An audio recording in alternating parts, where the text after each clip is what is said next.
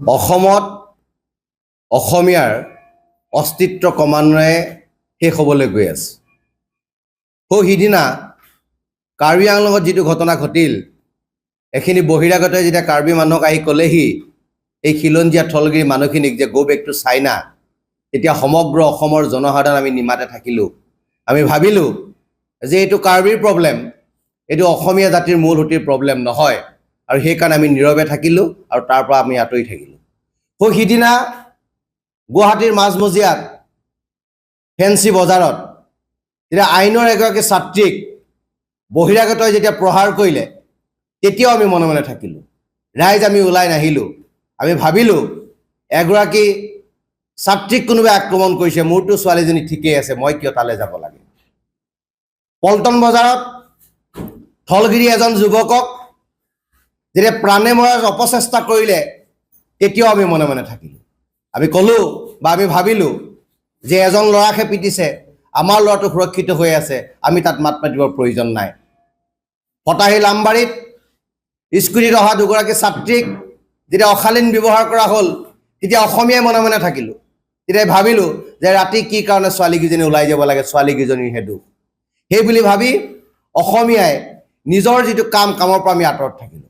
আৰু আজি গুৱাহাটীৰ আৰ্য নগৰত যিটো ঘটনা সংঘটিত হ'ল, হালৈ উপাধিৰ এজন ব্যক্তিক গোলাগুলকৈ পিটা হ'ল, ৰাজপথত পেলাই তেখেতক চোঁচৰাই নিয়া হ'ল, আৰু তাৰপিছত আজি অসমীয়াই আমি মনে মনে বহি আছোঁ। আৰু এইটো জাতিটোৰ কাৰণে আটাইতকৈ দুৰ্ভাগ্যজনক ঘটনা। সেই আৰ্য নগৰত সেই ব্যক্তিজনক কাৰ ছত্ৰছায়াত আক্ৰমণ কৰিছে? আলোক ত্ৰিপাঠী নামৰ এজন গুণ্ডাৰ জৰিয়তে এই কাম কৰা হৈছে। এতিয়া প্ৰশ্ন হ'ল, আলোক ত্ৰিপাঠী কোন? আলোক ত্ৰিপাঠী হৈছে সদৌ অসম কাবাডী সন্থাৰ সাধাৰণ সম্পাদক। আলোক ত্ৰিপাঠী হৈছে ভাৰতীয় জনতা যুৱ মৰ্চাৰ সহকাৰী কোষাধ্যক্ষ।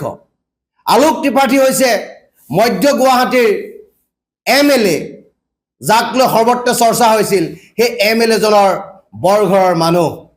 এতিয়া আমাৰ প্ৰশ্ন যে আলোক ত্ৰিপাঠীৰ নেতৃত্বত অসমীয়াক পিতা হ'ল, গৌবেক বুলি ক'ব পৰা হ'ল, গতিকে সেই আলোক ত্ৰিপাঠীৰ ক্ষেত্ৰত এইখন খিলঞ্জীয়া চৰকাৰে কি ব্যৱস্থা গ্ৰহণ কৰিব?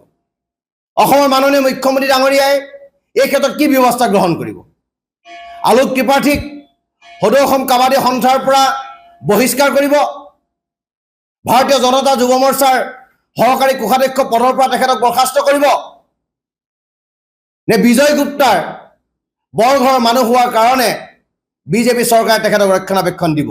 এইটো আমাৰ কাৰণে ডাঙৰ প্ৰশ্ন।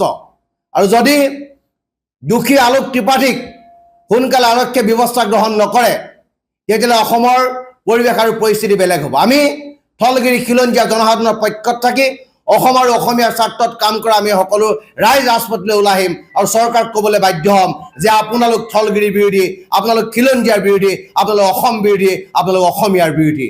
আৰু আলোক ত্ৰিপাঠীক অতি সোনকালে যেতিয়ালৈকে গ্ৰেপ্তাৰ নহ'ব, তেতিয়ালৈকে আমাৰ দাবী পৰা আমি কেতিয়াও বিচলিত নহ'ম, আৰু আমি ৰাজপথৰ আন্দোলন কৰিবলৈ কেতিয়াও কুণ্ঠাবোধ নকৰিম।